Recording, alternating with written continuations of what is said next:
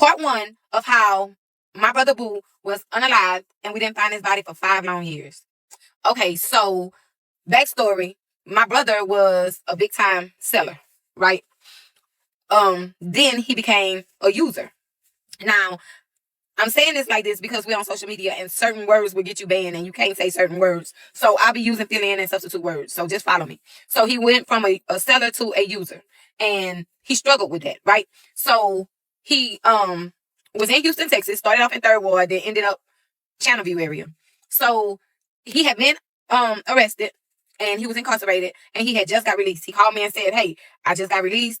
I want to come over there. Can I come over there and stay with you?" So I'm like, "Yeah, that's fine. Do I need to pick you up now?" He said, "No, I'm trying to find Melissa. Melissa is his baby mom." So my thing was, you trying to find Melissa for what reason? You and Melissa don't even deal with each other no more. Like, what are you trying to find her for?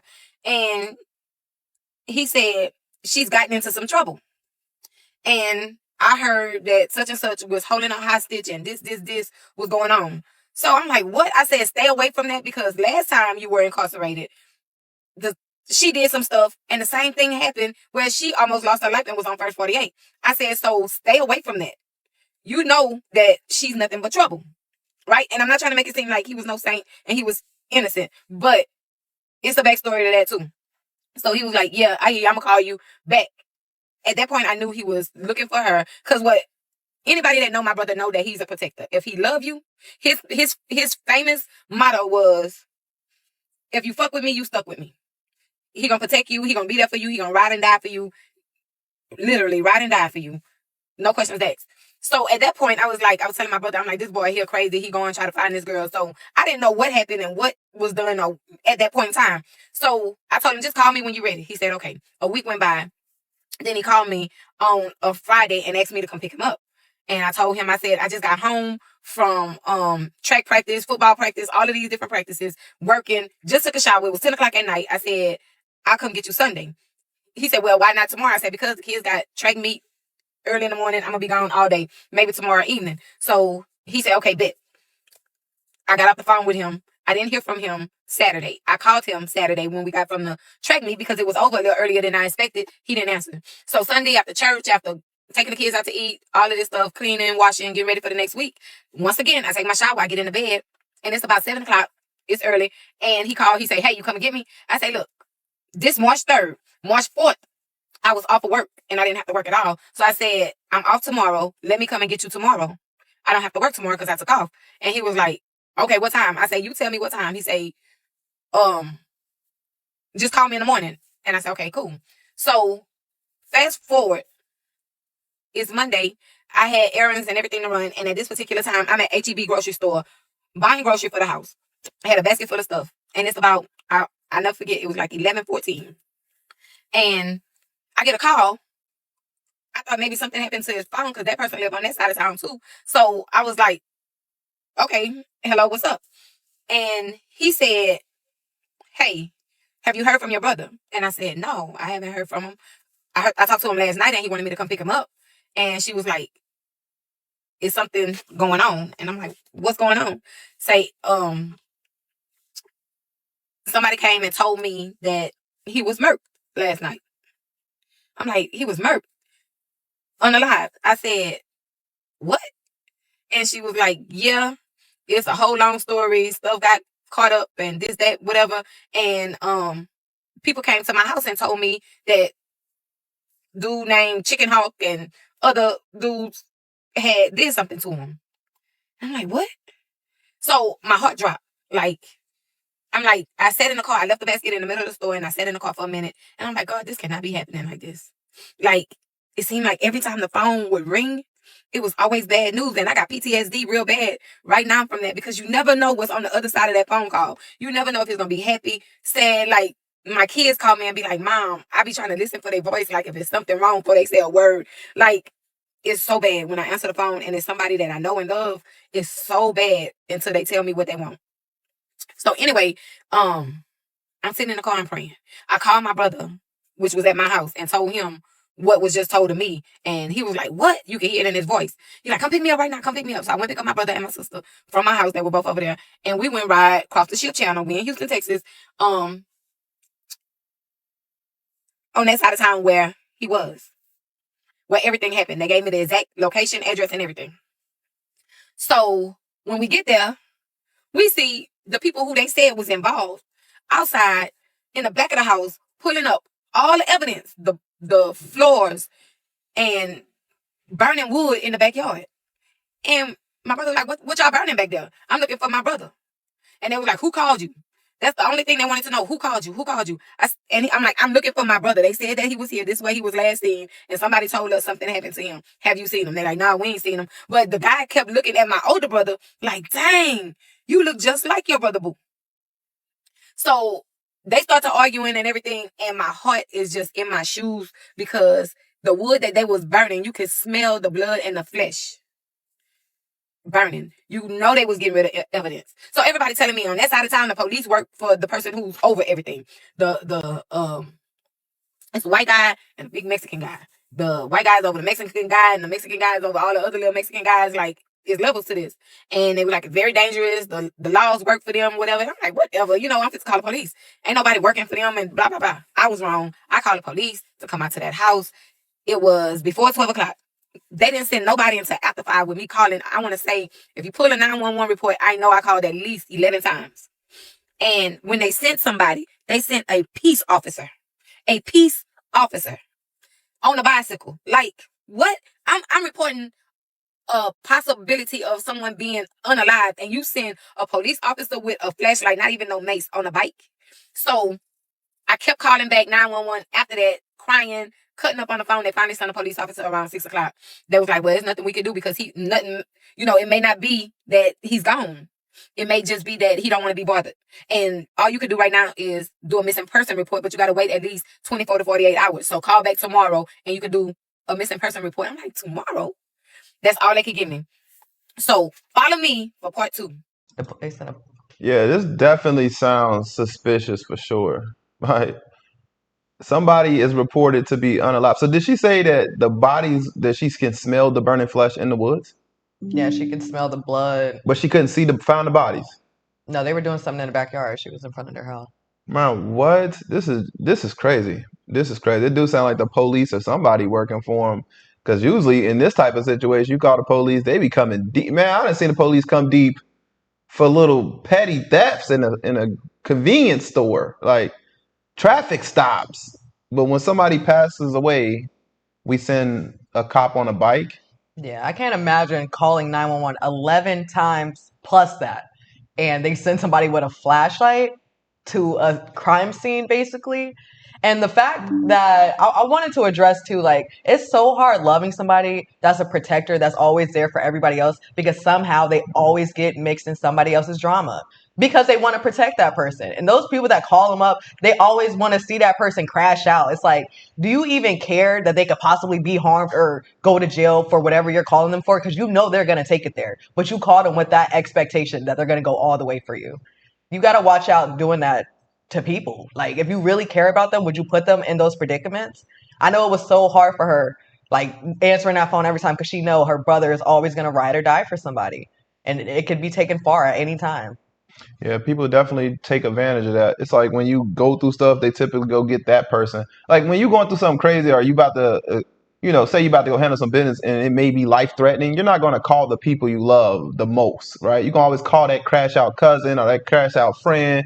You're going to call because that's the person you don't want to see go, but you probably okay with that person. You know what I mean? If you had to choose. So being this type of person for everybody, just know they're going to use you at the end of the day is what I'm trying to say. They're going to definitely take advantage of that. And that's not a way that you should want to live. You shouldn't have to crash out for people in order to show your loyalty. They shouldn't even want you to be in that type of situation. So the fact that people bring you into these type of situations just shows the type of love, if you ask me, that they will have for you, if that makes sense. Follow me for part 2 of how my brother was unalive and we didn't find his body for 5 years. Love you, bye. Hey, lovies. This is part 2 of how my brother was unalive and we didn't find his body in 5 years. Put up a chair and let's talk about it. Okay, so for part 2, I left off with them sending a peace officer, and He didn't have a gun or car or anything. And I kept calling and asking for a real police, and the real police came. So finally, after 6 o'clock, the real police came. We told them everything that was told to us. We told them that we believe that he was unalived. He's not answering his phone. That's unusual. I talked to him the night before. He wanted me to pick him up. But back to that, he was so indecisive. And with pick me up, don't pick me up, pick me up, don't pick me up. The story is very long, so I'm not putting all of that in there. And I know that I'm giving you my side of the story, and I'm telling you and putting you in my business. But before you judge me, listen to the whole story. So, okay, I'm telling the police officer about the phone call that I received. I'm protecting the people who call me. Don't want to put their name out because those streets on that side of town is very dangerous. So I didn't want to put the people name out, especially with the guys out there that's burning the wood, keep saying, who told you, who told you, who told you. So I'm telling the police what's going on, and they was like, well, there's nothing that we could do. I'm like, but they're burning the evidence. I say, do you smell that distinctive smell? I never knew what blood, flesh, or nothing smelled like. But in my head, that's what I'm smelling, because it wasn't just smoke, and it wasn't just regular wood being burnt. The police was like, he went back there and was talking to the guy. First of all, soon as the police pulled up, the guy that my brother was getting into it, they call him Chicken Hawk. He got a bag, a duffel bag, with all the tools and everything that he was using, and start walking down the street. And I'm like, look, he's leaving. He have a bag of stuff. So the other police officer stopped him, went talked to him, did not search the bag, did not check the bag, did not ask many questions. He was over there. We was over there here. The other police officer talking to the other Hispanic guy that's still sticking around while this one walking off with the bag of evidence. And it was like, why y'all burning the wood? They said, because we tearing the wood out and we're remodeling this room. So I'm telling the police, I'm like, they demolishing a room, and as they pull the wood out, they burning it the same day. Like, that's not how demolition go. You stack it up, put it all in the dumpster. You tearing down a house. You not just to burn wood every day. They're hiding evidence. Police didn't believe me. They didn't want to do nothing. They didn't say nothing. They just told me to call back 24 hours and do a missing person report. Okay, so fast forward. Like I said, they said I had to be on that side of town. I lived way in Pearland, Texas. That's Houston area off of 288. This is way across Ship Channel. This is way right when you coming into Houston off of Freeport. So that's another reason why when my brother, with him being so indecisive, every time he called, he was like, come get me, don't come get me, come get me, don't come get me. And I'm a working mother with 5 kids. I wasn't able, that's 45 minutes out the way. That's just me getting up. I've gotten up and gone to get him before, and he was nowhere to be found. Like I said, my brother was struggling with addiction. I never turned my back. Everybody that know me know that I am my brother's keeper. And I never looked at him in a way. I never allowed my children to disrespect him. I never allowed anybody to disrespect him because of what he was going through. And he was a very prideful man because he used to be the man. You know what I mean? He was in high school. He was popular. He played basketball. He was supposed to be going to college with scholarships for basketball. He was that guy. And then for you to be all the way up here, then start getting high on your own supply and come down here, he never let us see him in the middle of his addiction. When he was around us, he was always sober. So anyway, the next day I went, like I said, I have family members that live fairly close to that area, and I went to their house and waited for the police, talked to the police. This guy, he had a little bit more compassion, but you could tell, they looked at my brother as he was just another junkie in the street. It didn't matter. He never had a weapon charge. He never had charges of harming nobody but himself. All his charges was drugs, either from selling or in possession of, right? So it was a lack of concern, care, no matter how many tears I had when I seen them burning that house down, burning the room where everything happened, because we're going to get to that part. It was very gruesome, the things that they did to him. It was very, very, very gruesome. And it was very bloody, like stuff that a human should never, ever have to go through, and that another human should never have the heart to be able to do stuff like that. So anyway, I give him my report. I'm talking to him at my family member house, and I got to drive all the way back to the other side of town where I live, and it felt like my eyes were swollen shut. And just like a lot of you people in the comments blaming me, saying that I should have went pick him up, I started the story saying, oh, you out? You want me to pick you up? He said, no, I'm looking for Melissa. Then later on in that, I can't tell every single detail, but it was multiple conversations of get me, don't get me, get me, don't get me. But I still blame myself, even though I know that I do everything financially, mentally, emotionally for my family and for my brothers, especially with so many other of my family members being deceased. I tried to hold on to him and my other brother that was living with me. So anyway, fast forward. Melissa, the baby mama, nowhere to be found. She won't call. She won't answer the phone. She won't talk. She won't say anything. She was the reason behind all of this. The guys were after her. She robbed the big Hispanic guy. She robbed him. Her and another guy that she was messing around with or hanging around with doing drugs. They robbed him. They took his cell phone and some money. I'm not sure of how much money or whatever, but this is the same thing that had her landed in being on First 48 the first time for robbing Hispanic guys, part of a gang, all of that. Now, the way that she ended up on First 48 still being alive is because they had really thought that she wasn't gonna pull through.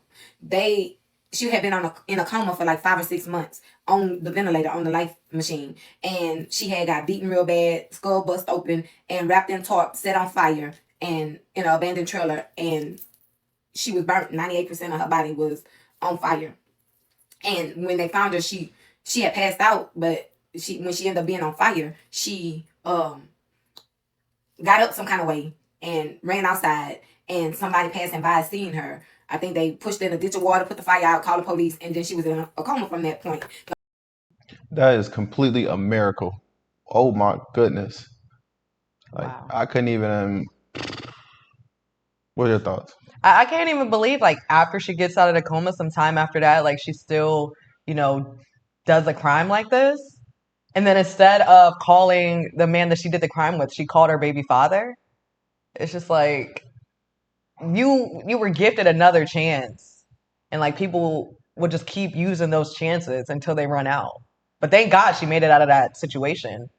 But the fact that later on her surviving that later caused her baby father to pass away, it's just like, I wonder wow. why the police. I'm assuming that eventually we get to a point where she proves that it was them. I just don't know why the police, the officer that they sent, didn't try to at least investigate the situation. They Like, why well, didn't he at least look into the burning, like the stuff that they were burning? I mean, they harassed some of us for nothing. They can smell smoke in the car.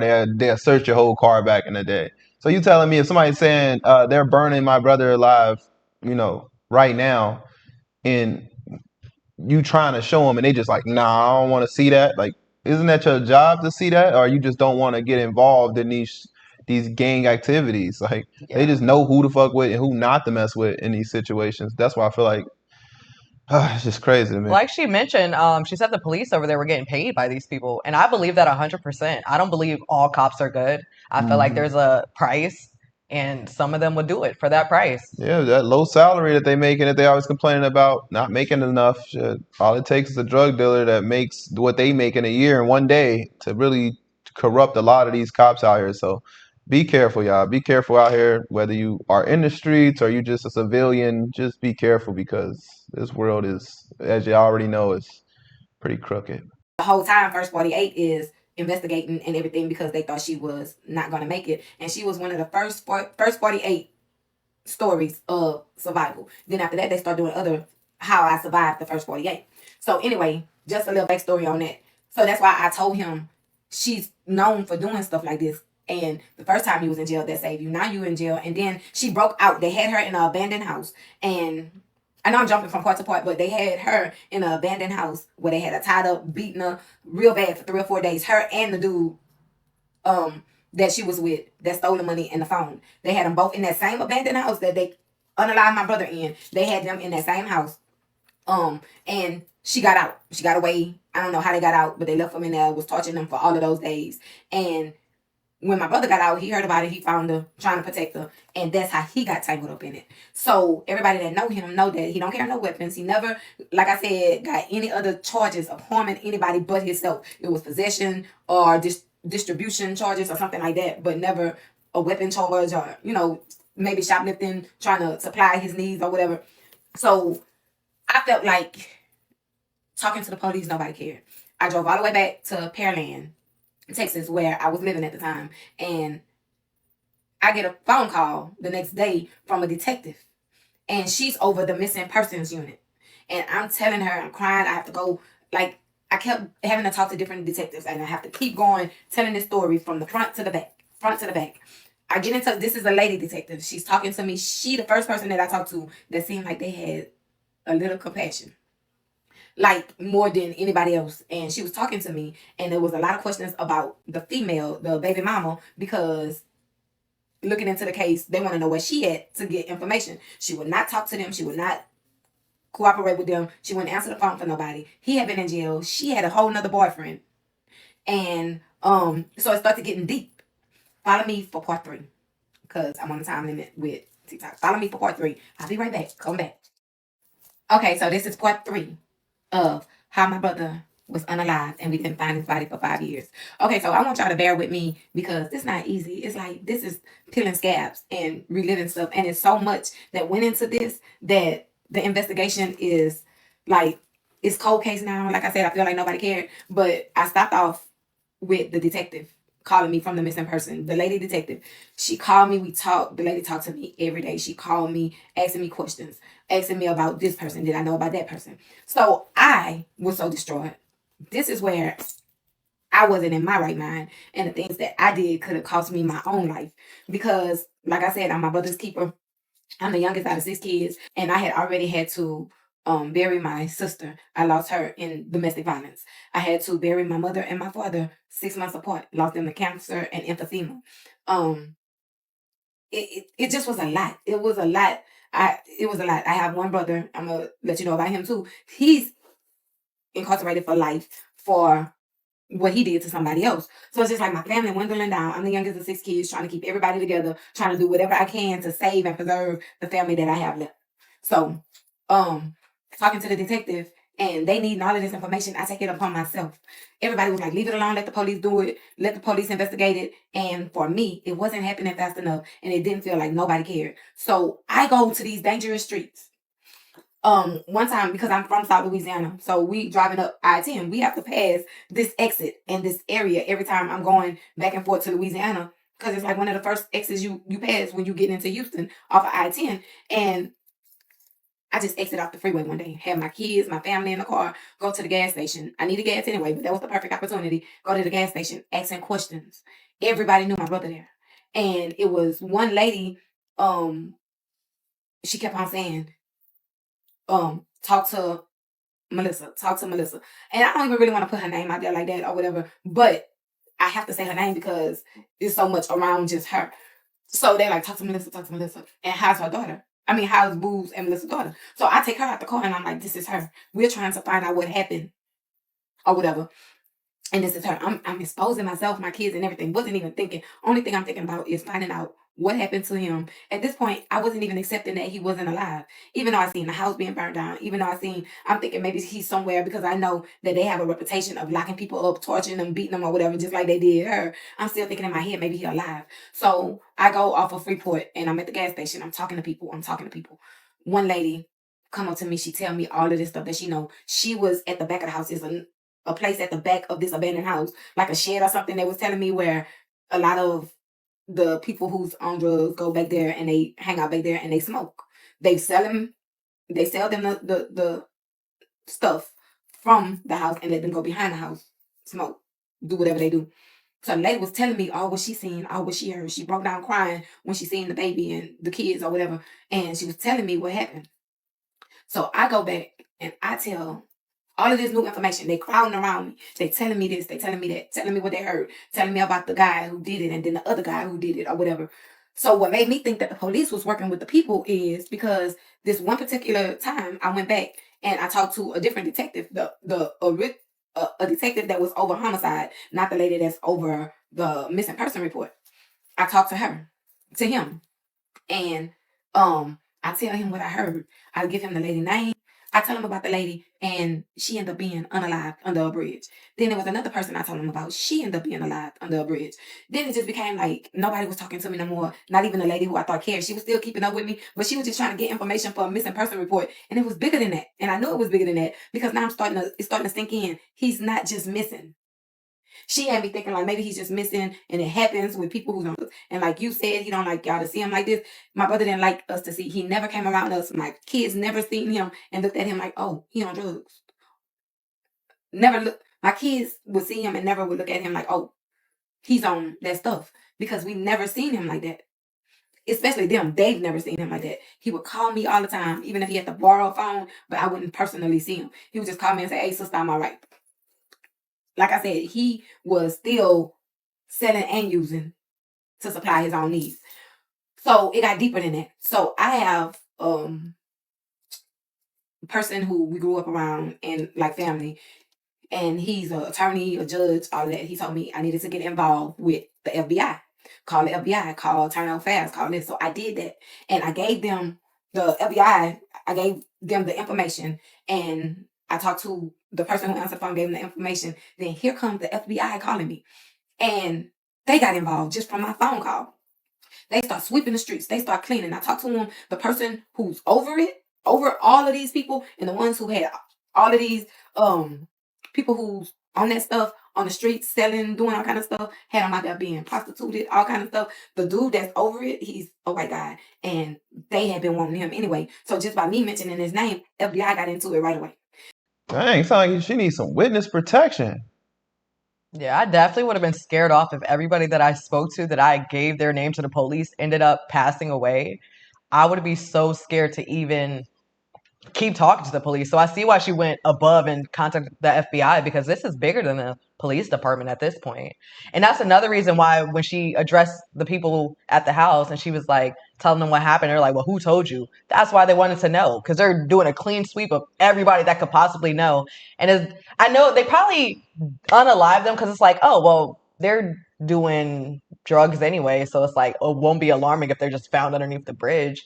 I don't like how they just look at these people's lives like they're less just because they have an addiction. Yeah, that's typically how it goes. Especially, you mean you see it in today's world with felons, like how they treat felons. Imagine how they would treat a person that they feel like has nobody.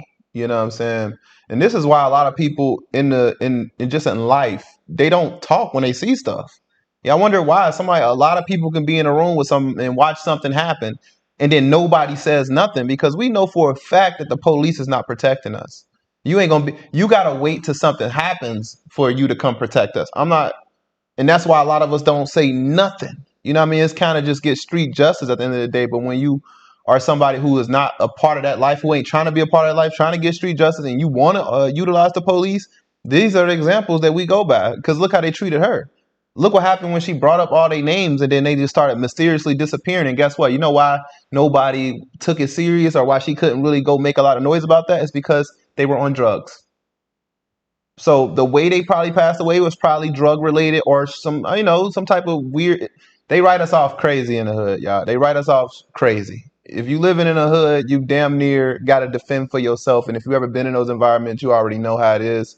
So we don't even grow up calling the police unless it was a prank call. And then you learn not to do those growing up. But that's the only time I've ever seen somebody call the police, or I ever called the police, was doing a prank call. Now, as a grown man today, yes, I would utilize like the police. Hell, and now I know that you can go above the police if they being corrupt and go to the FBI and whoever you got to go to it.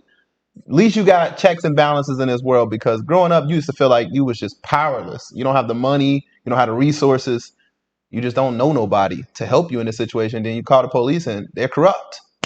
It's like, what do you do after that? You can't afford a lawyer, you can't afford these things. So Yeah, and then when you take it into your own hands, they're like knocking at your door immediately. right. When you defend yourself, now you got to defend that in court. Like, well, did you have the right to do what you did? Like, oh my goodness, you got to wait for somebody to literally put harm to you to actually defend yourself in today's world. Now here I go. I have to relive this all over again. I have to go through all of this stuff with the FBI. Now, here it goes. The Harris County Sheriff's Department, they mad because now I done got FBI involved.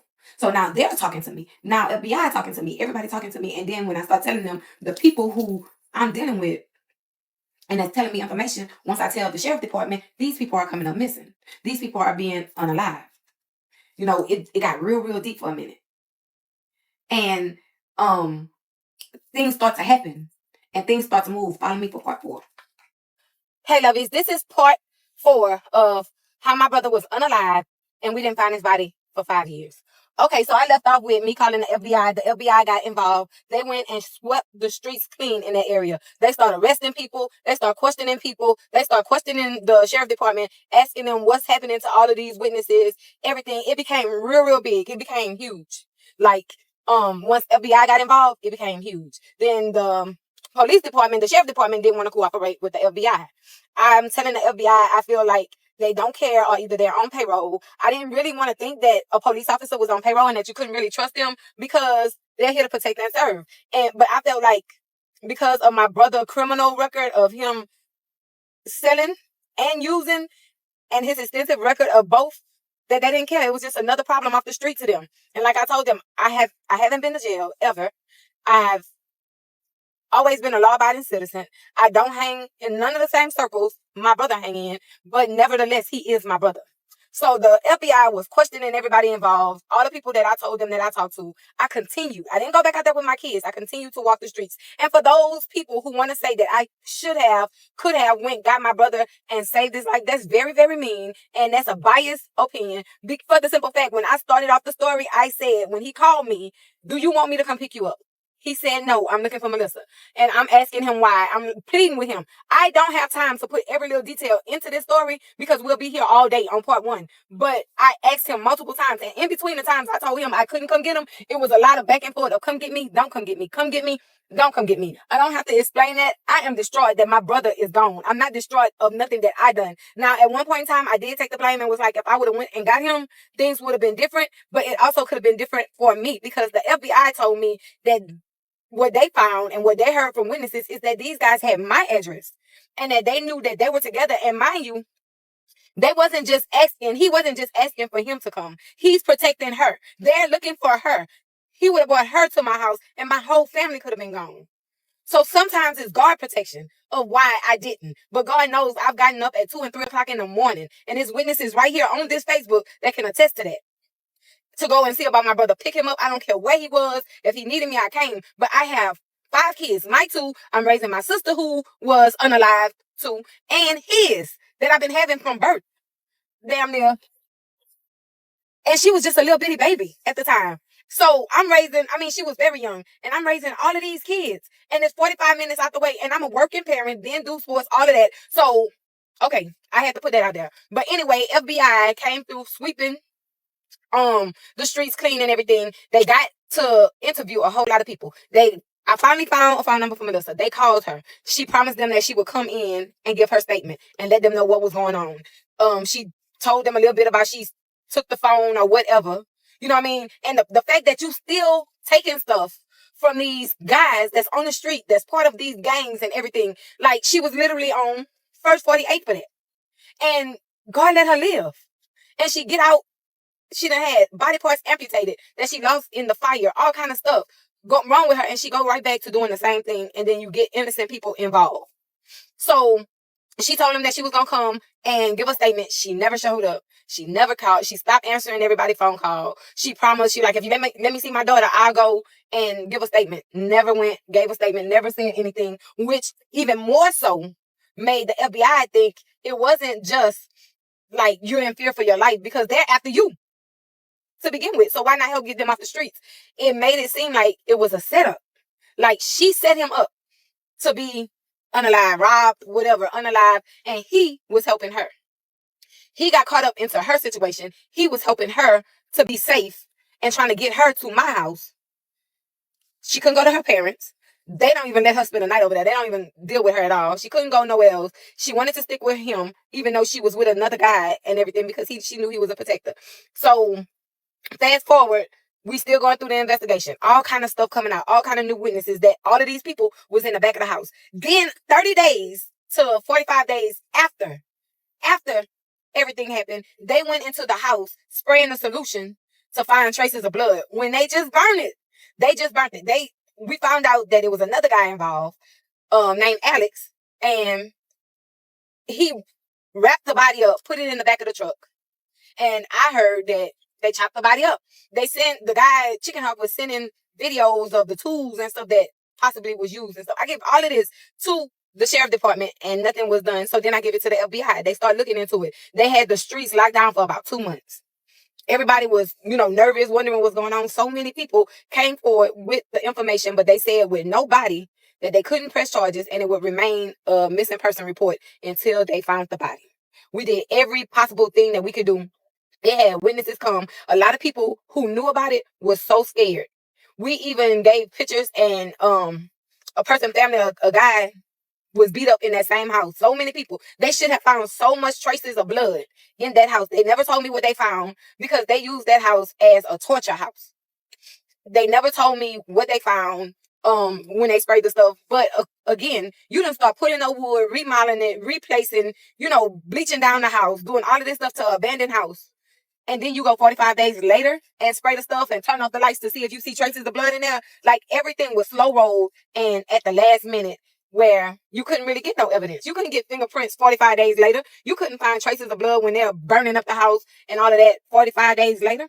So the FBI was on them. And I ended up talking to the head guy. He found out what my number was, called me and everything. So, I talked to him on several occasions. He was like, oh yeah, Boo is my boy. Boo was this, Boo was that, Boo was this. And there's nothing going on at that house that I don't know about. And yada, yada this and yada, yada that. But he's telling other people after he talked to me that it's just, I wanted a payday. That I said I had $200,000 or $300,000 worth of insurance on him, and I just want to know where his body at. That's all I want to know. I did say that. I said my family need closure, and if you know anything, just tell me where his body is so we can have a proper burial for him. And he was like, I'm gonna look into it. I'm gonna find the information and I'll let you know. I said, yeah, because I want to put him away the right way, like his life mattered. Now, it was never any talk about no policy. And why would I tell somebody who I suspect doing something to my brother that he had a $200,000 policy? When they found his body, we had no insurance and it had to come out of my pocket. Me and my husband paid for everything.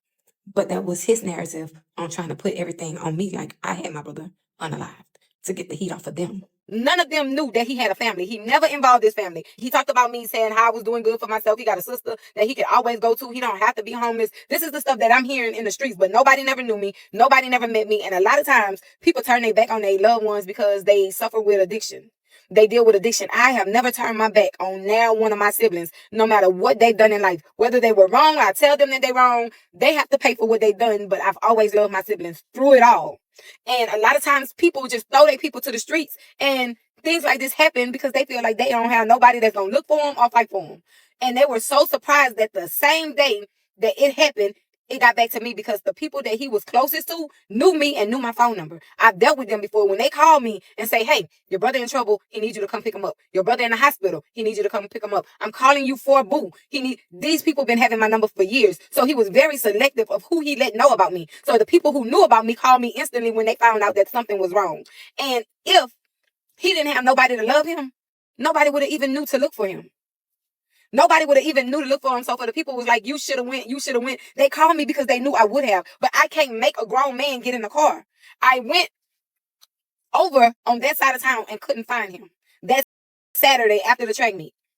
And honestly, that's why I get what she's saying, that she stuck through, and she's not the type that'll turn her back on somebody with addiction. But man, I'm not gonna lie to you, you gotta be special, because she is also the same type of person who took on every kid that her siblings didn't have too. She's a rare breed. But the main reason a lot of us don't deal, and I'm gonna say I'm one of them. I'm one of them. I have a mom that's addicted to drug addict as well, so I can tell you that I don't put myself in that mix. I grew up in it. And it's like, I just don't know. I mean, I feel like when it comes down to it, you got to want help for yourself. You can't just be trying, like she said, you can't force them. You can't. So why am I putting myself through hell? You know what I mean? To go through this with you. You know what I mean? It's like, I get it. Like, I get some people do have the heart, but do that make the other person a bad person to me? No, it's just they've been traumatized by that person probably, and they can't coexist, you know what I mean, with this person. They know that it's possible for them to get clean and all those things, and if you're not willing to get help, then there's nothing I can do. I'm not about to sit here and just coexist and deal with it, because then look what happened. Look what could have happened to her because of that. You know what I mean? He's not in his right mind. He's not thinking clearly, right? God rest his soul, but he wasn't thinking clearly, because no way I would have thought in the conscious mind to bring somebody that a wanted woman in the streets to my sister's house, who's taking care of this village for us. That if she was gone, then that's the whole damn family tree damn near, because she's taking care of the next generation of y'all kids and her kids. So it's like they don't think, and that type of stuff is scary to me. When you got children and you got people that's the line on you, and you are the tree for your people too. So it's like, you gotta want it for yourselves at the end of the day. But if you are the type of person who are dealing with addiction, and then you got family that care about you, then you should definitely take in consideration or take seriously what they're trying to do for you. You know what I'm saying? We want to be there for our addicted, our family that's struggling with addiction. But at the end of the day, if you don't want to be there for yourself, and your reason to be on those drugs is to get away from life, or just you want to cut your life short. I've heard it all. Then it's like, I don't want to be in that picture with those people. I kind of want to I love life. I want to live life And if you want to live life, I want to be around you too. But I got to focus on what we got going on, you know? I think that's just the younger sister in her. I feel like the Mm-hmm. younger siblings always want to keep the family together no matter what. And also, she had mentioned that her other brother went to jail right now as serving, and also Life, yeah. and she lost people. So it's like even more of a reason for her to always be in contact. But I feel like that day that he was looking for Melissa, he called his sister for a reason because he knew that she would try to speak some sense into him. And it some days followed after that. So maybe that same day she did talk him out of going to that house. But days later, he thought about it and he eventually did go and got himself involved. Yeah. But I feel like they always call the responsible sibling when they want to hear what they should be hearing. Right. Definitely. And I hate people over here saying that she should have did something. Like, shut the fuck up. Like, what do you mean? If you've never been in a situation like this, how the hell can you tell somebody what they should have done in the last moments like that? If I'm grieving online and you're telling me, well, it's your fault, then you're a fucked up person. You know what I mean? I wouldn't even take them. I honestly believe they're trolling. Like, they got to just be trolling for clicks and likes and rage bait or something like that, because this ain't nothing to you. Yeah. Fuck, are we Superman? God? Like, come on. How do we know? How did she know? It's another day. It's another situation with him. It's always situations. How did I know this one was going to be bigger than the last one? All of them are pretty big, you know? So it's like, I get where she's coming from. Yeah. As the youngest sibling, you could try to give all the advice you want, but older people will always look at it like, I'm going to hear what you're saying, but I'm not going to really listen to what you're saying. I'm the oldest sibling. I'm the second oldest sibling of 7 boys, and they don't all listen to me. You know what I mean? Even being the oldest, they're not going to listen to you. So it's like, you got to understand that you just can only pray for them. If you believe in God, that's all you can do. That's why I love the fact that I believe in God, because I'm going to quickly pray for something before I get involved in it and pray that God can handle that for you, because ain't nothing I can physically do for you. If I can, I will.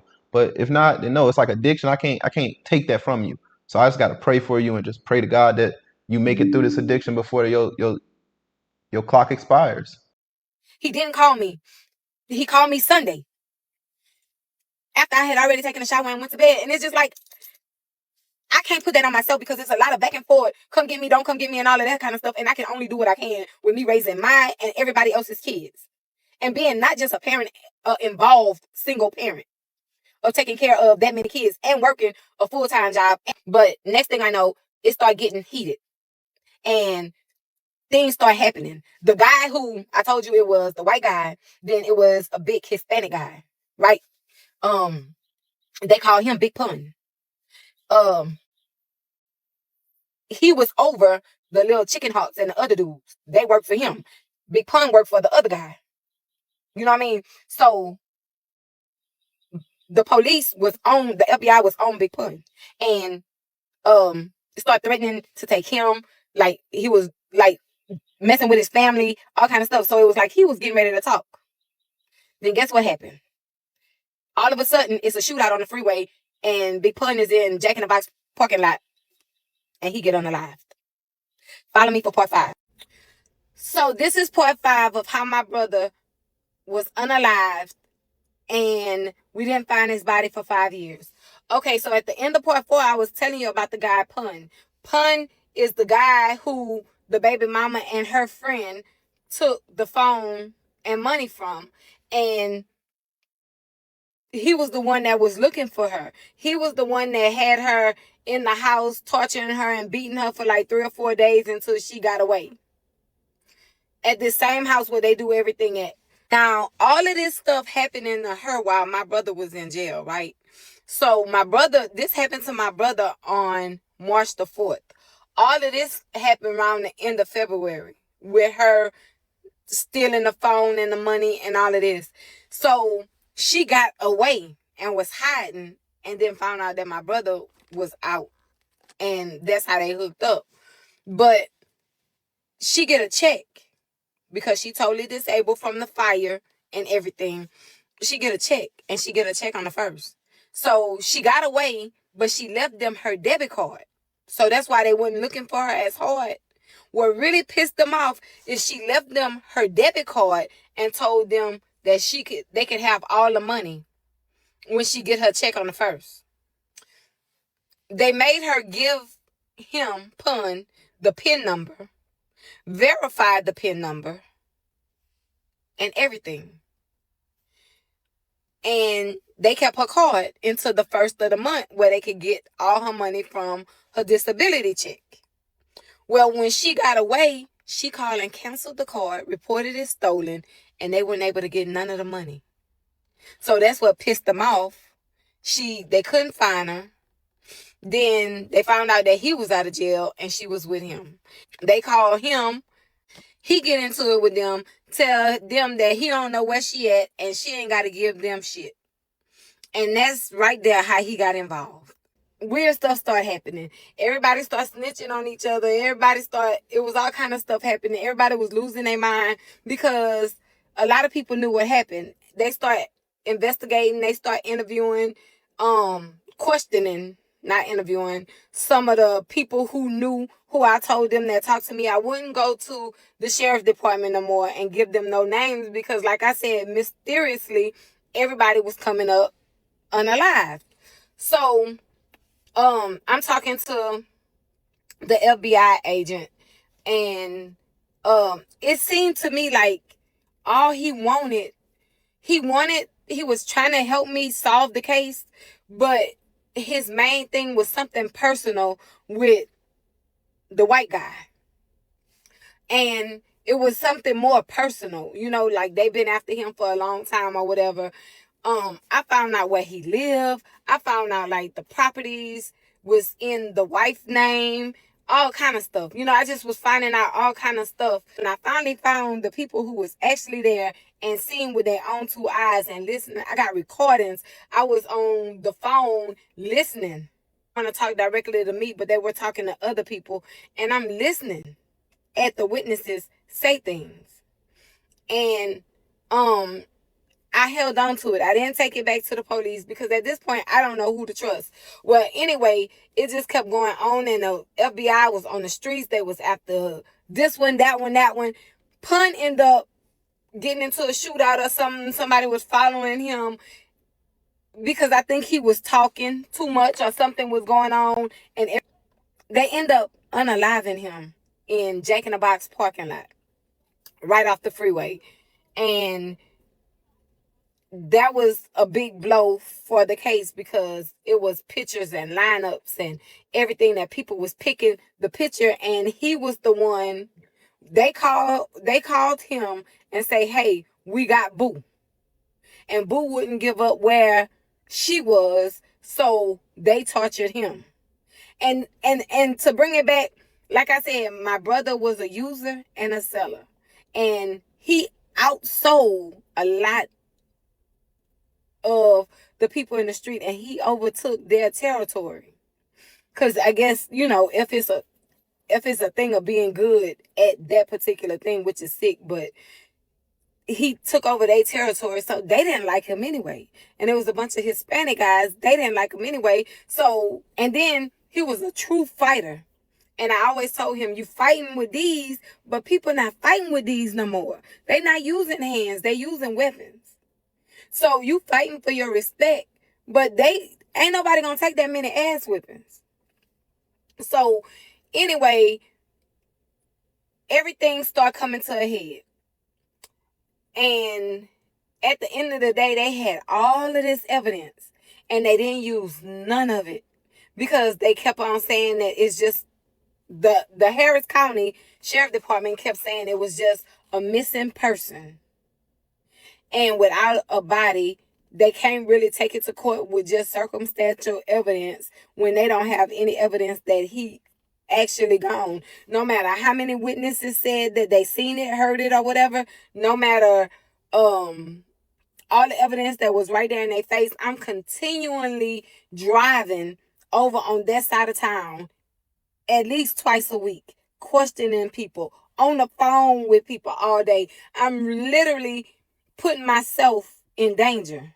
But I was desperate to find my brother, dead or alive. So, everything starts slowing down, and the sheriff department and the FBI wasn't getting along. They got the guy Chicken Hawk. They got some of the other people. They put them in jail, and they tried to keep them there to intimidate them until they start talking. Nobody would talk. He was in there on some like little crazy bullshit charges, and nobody would talk. Nobody talking. They just got him in and out, picking him up for every little thing. He was nervous, but he wasn't talking. From what I hear, the other guy that really did all the horrible stuff, he went back to Mexico.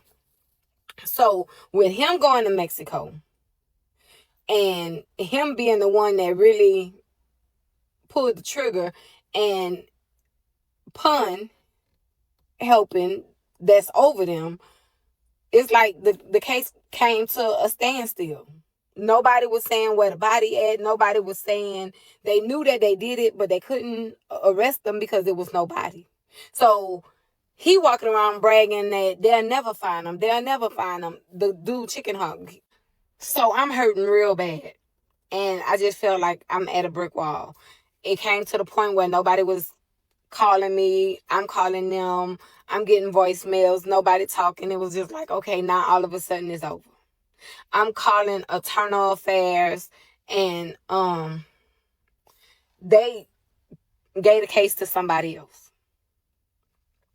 And when they gave the case to somebody else, he started calling me, asking me questions or whatever, like they had found some more evidence. But they wouldn't tell me a whole lot of nobody would tell me a whole lot of nothing about what they found. They're letting me do the investigation. And when they, like, the FBI, the sheriff department tell me what they found, is the same thing that I told the FBI that I found. I was on the street doing more investigation than them. So here I am. I'm going through depression. I'm going through everything. It's no way my brother would have let this happen to me without a fight. So there's no way I'm going to let this happen to him without a fight. When I moved from Houston, I got remarried, moved in a whole nother location, living life, still calling. All of a sudden, I start getting calls asking me, did I still have the license plate to the truck? They reading the report, a whole nother detective now. And I said, yes. Then they was like, have you heard from Melissa? And I said, she called me one time last year and asked for her daughter, to talk to her daughter for her birthday. And I hadn't heard from her, and I don't know how long before that. So they was like, do you have any kind of contact information? Because we really, really, really need to talk to her. I mean, everybody else that was involved, even the guy that she was with that took the phone from and the money from the guy Pun, even he cooperated and talked to him and, gave a statement or whatever. She wouldn't answer a phone call. That what made them feel like, okay, it was a setup. It's like, give me him for your life. Because they, like I said, they didn't like him on that side of town because it was dipping into their money that he was taking their clients or whatever, however they go. I don't know. And I know I left messages at least once every other month, maybe once every 3 months throughout the years. I never let them forget about me. I never let them forget about the case. They said the case is gone cold, but it's not over. So here we are, 2023, February 7th. I get a phone call. I'm at work. I'll never forget that day. It had to be about 2 o'clock, somewhere around 2-ish o'clock that afternoon, from a detective. And I got excited and scared at the same time. And the detective called me and he said, hey, can you talk? And I said, yes. So I stepped out from my job and I went to talk to the detective on the phone. And he said, we found a body and it's a possible match. They're running tests and we'll let you know something. And I'm like, where did you find it? what's going on. So, he asked me where I was, what my address, what was my home address, all of that. And I'm wondering what he need all this information for. So, come to find out, they can't give you that kind of information in case you get sick, your heart, go into a panic attack or whatever over the phone. So where I lived, they sent the local police to my house. Is that why I know this is not, I mean, it's kind of relevant, but is that why doctors do that too? I wonder, like, that they don't tell you like certain news over the phone. I'm always wondering, like, why can't you just tell us over the phone? Like, why we gotta come in for this type of stuff? But now I get it. Now I understand. But what are your thoughts so far? Like, I can only imagine how distraught she's going to be finding out that, that information. I mean, in back of her head, she already figured that that was the case. But like hearing somebody say that out loud, yeah, to bring you to your knees for sure. At least they kept looking though. But it took them 5 years. But the fact that they kept looking was honestly the most impressive part, because I'm surprised that the police didn't just sweep it under the rug once they found out he ran back to Mexico. It's like, what can you do at this point? But that just showed you like the type of rookie he is, though. It's because it's like they were still able to find the body. Like you didn't even, but thank God they were able to. Like in her defense, thank God that they were able to find her brother. I mean, if this is her, I'm assuming we get to the end of the video that this is her brother. This is 5 years later. But yeah, that's sad though. At least they continue to do their part. You know what I figure is I think they stopped looking, but people come around and they find body parts from like cases years ago. Like they just find it. Right. So you So I thinking feel like that that was the thing. They're like, oh, like some other crime was happening. They just came across his body. And that's when they're like, okay, let's test it and see. And find out it was from a case 5 years ago. this woman is strong. I'm not gonna lie to you. This is probably one of the strongest women I've ever heard speak, honestly, because this is crazy. To keep fighting for him over and over and over, knowing that you kept running into walls for 5 years straight until you finally got a response. And then to be the only one left that could at that. I mean, you got to think of it too. You're having a reminder looking at his child this whole time. At least you can tell her, like, I did everything I could possibly do, not only for his child, but as his sister. Yeah, I'm just saying, like in most case scenarios, like most people in this type of situation would be too broken to even try, like just mentally just done. But it just showed you like her mental capacity is not like what normal people will get to. It's like she kept fighting through all of that heartache, just keep running into walls, like constantly restarting to the point they had to get a new person on the case. That would have been enough for me. I would have just been like, what? I would have been mental, because this has to be draining. I don't know how much it's costing her financially, but mentally, this has to be like the ultimate toll on somebody's mental health. The same day, February 7th, after he kind of gave me a heads up that they may have possibly found him, they knew that they found him. The killing part is they caught me February 7th of 23. They had found him.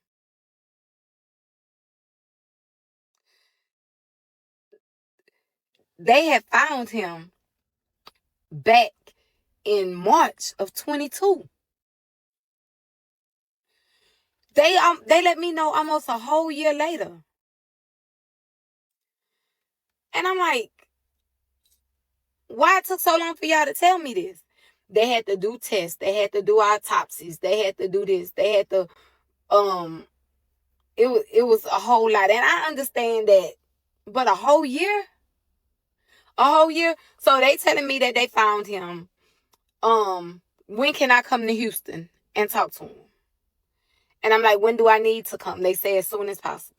So I have been to that interrogation room so many times. I know they want to get you in there so they can record what you say, record what they say, whatever.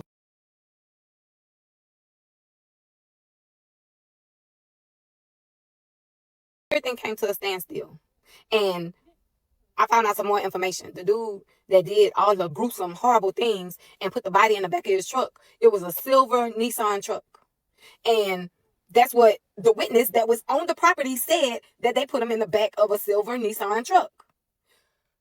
Well, riding around there, I passed in front of this house And in the yard was that silver Nissan truck. I got the license plate numbers, who it was registered to. I got everything. Called the FBI back, gave it to them. They start looking for the guy, whatever. It just seemed like they was just after this one person with the FBI. They were working hard. They were in the streets. They was asking questions about my brother, but it was more so to pin it on the guy. Now, he had a lot to do with it, but he didn't pull the trigger, you know? So I gave them all of that information. Nothing I gave them mattered. Nothing I gave them they wanted.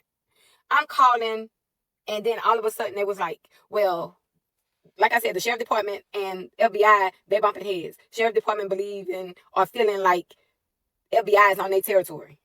So they beefing with each other. The FBI guy was like, okay, we giving it back to the sheriff department.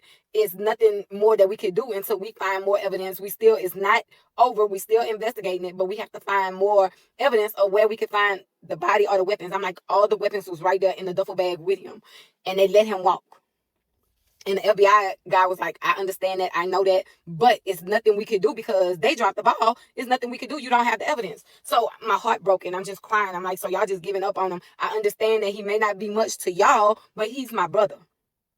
He's my brother, and y'all see him as nothing because of his record and because of his lifestyle, but he's my brother. They wanted me to relive all of this hurt and trauma that I had been going through since 2019.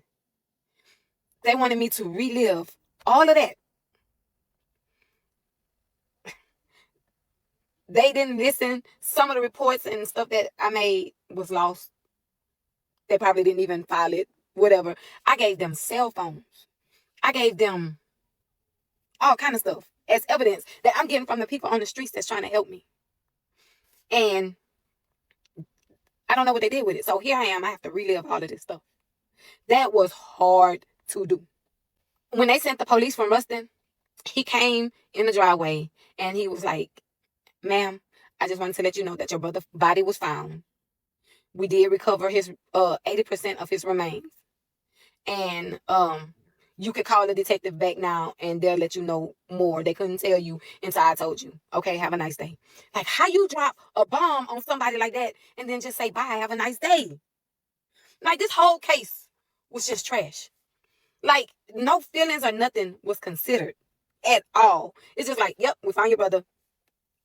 80% of his remains. And that's what stuck in my head. 80%? Like, where the other 20? How you can find 80% and not the rest?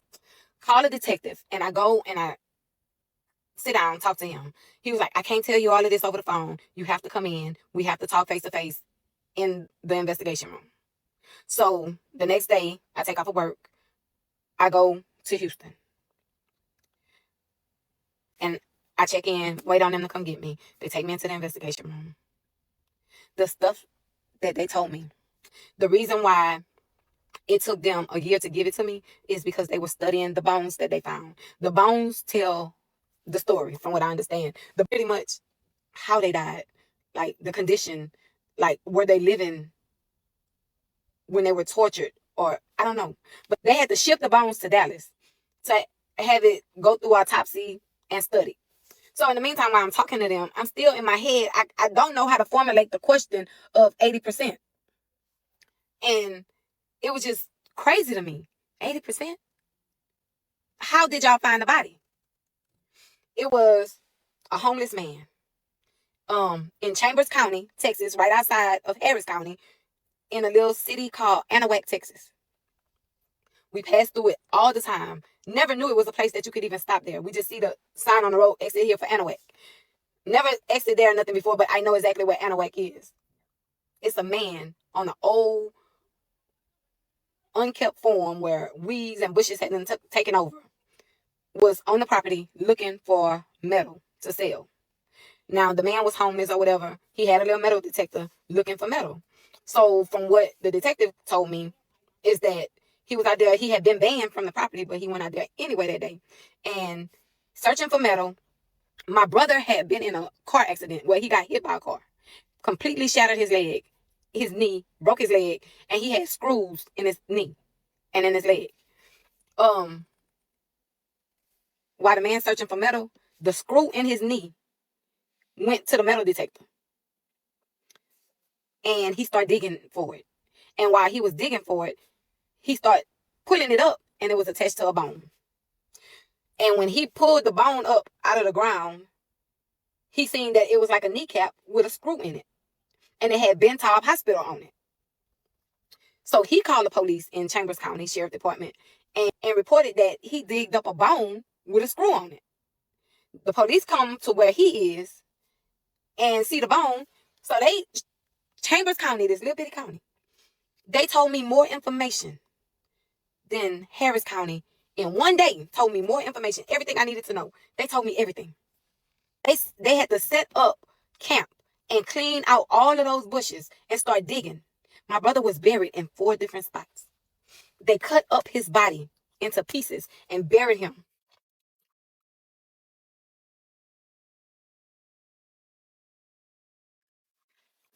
In 4 different spots. Like they chopped up a human body and buried him in 4 different spots. And it may have been 5. That's why they said that they only could find 80% of his body. Let me say this real quick. They cut off his hands and his feet, and they did something else with that, so it wouldn't be no fingerprints and no evidence if the body was ever recovered. But they didn't know about the screw in his leg. That wasn't nothing but God. Because it was chopped up and buried all over in the woods, in the bushes. And after being there for 4 years, trees and everything, like weeds, everything had grew over him. Then from the autopsy, it was like a lot of the torture from studying the bones, it was done while he was alive.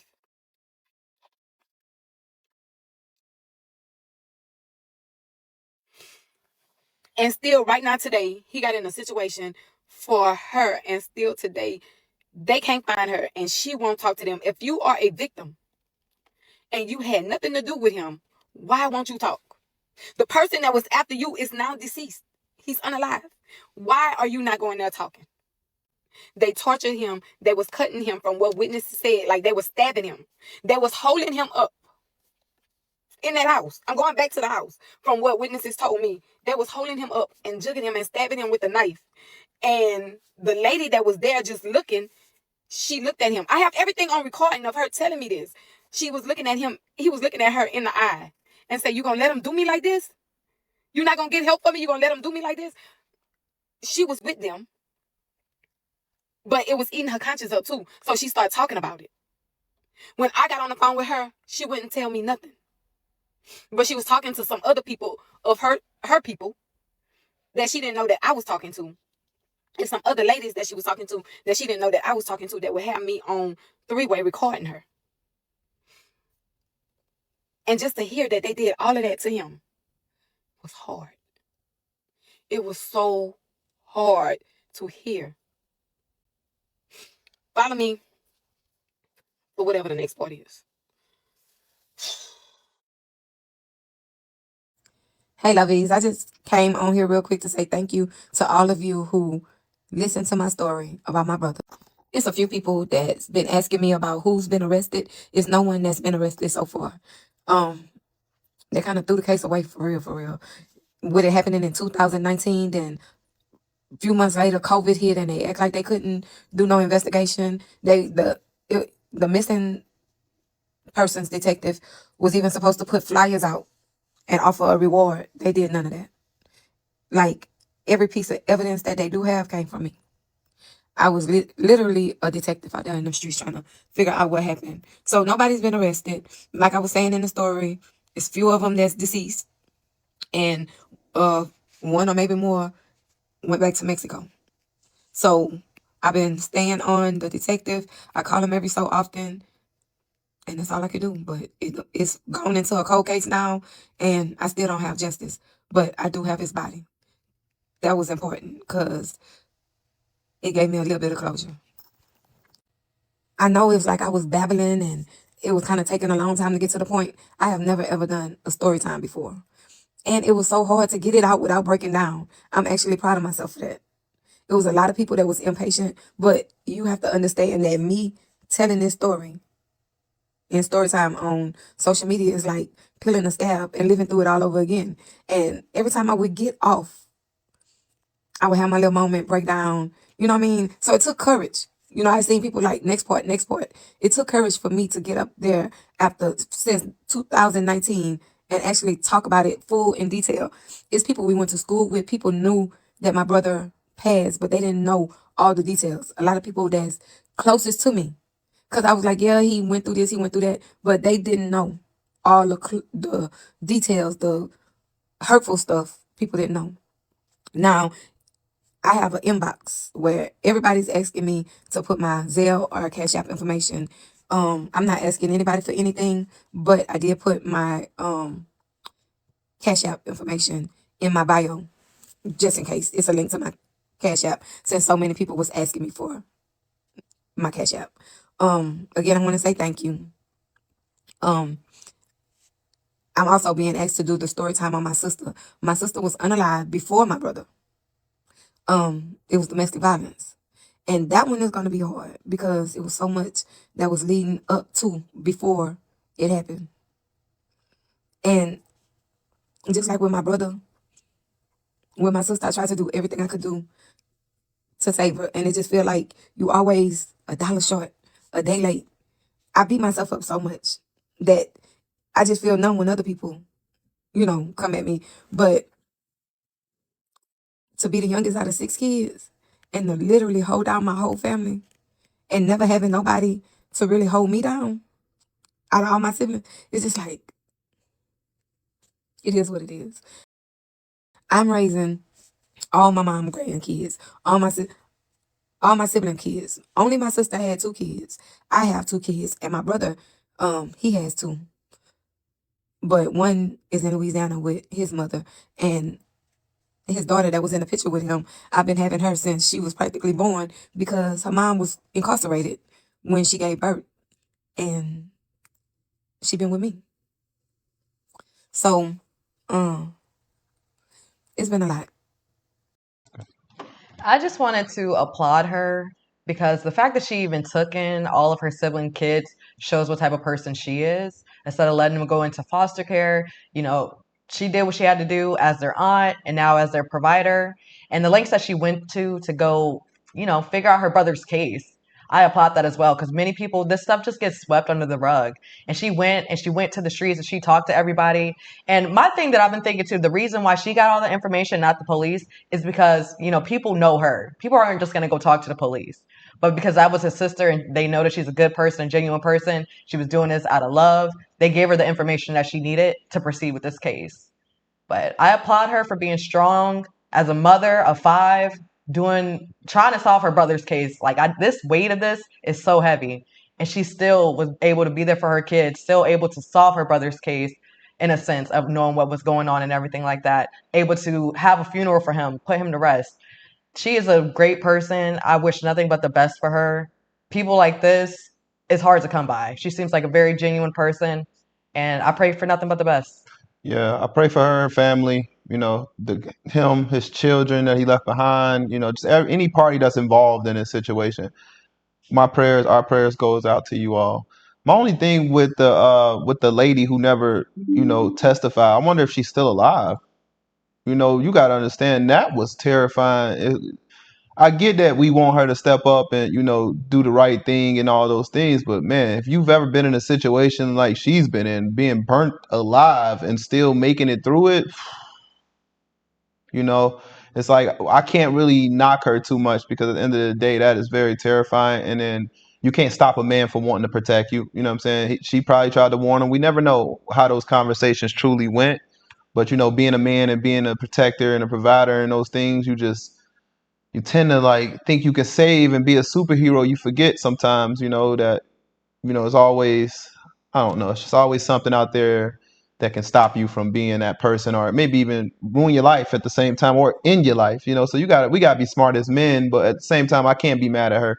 I can't be mad at the other woman, and I can't be mad at how slow she told the story or nothing like that, because at the end of the day, look at what we're talking about. This is trauma. Most people don't even make it through the whole story time because of how triggering some of these things are that she's talking about. And honestly, I was triggered throughout the story time, but as the host, I know we got to sit through them and And I know it's going to be outreach and people who actually need to hear these stories. So we sit through them anyways. But it's hard for me at times to sit through these trauma stories like this. That's why you don't see a lot of those on this channel. You know, we see just a few of those because it's a lot. It's a lot. It takes a mental toll. But at the end of the day, I pray for her. I pray that she gets justice. That one day, you know, at the end of the day, God gets the last answer. God gets the last, you know, say so when it comes to this. So I pray that you get the last, you know, you get the last laugh when it comes to this, that you find justice for your brother. At least you found his body. I guess, you know, you can sleep good at night for that. But man, I don't know. I would still be just as fired up as her. So don't take the comment section too seriously. Keep telling your stories. We will be on the lookout for that second one about your sister too. But yeah, if you all are interested, Messy Family, and following this storyteller, this creator, make sure you guys look into this the description box below. Sorry for that information. You will see her under the credit section. But other than that, we will see you all in the next story time, Messy Family. Peace out.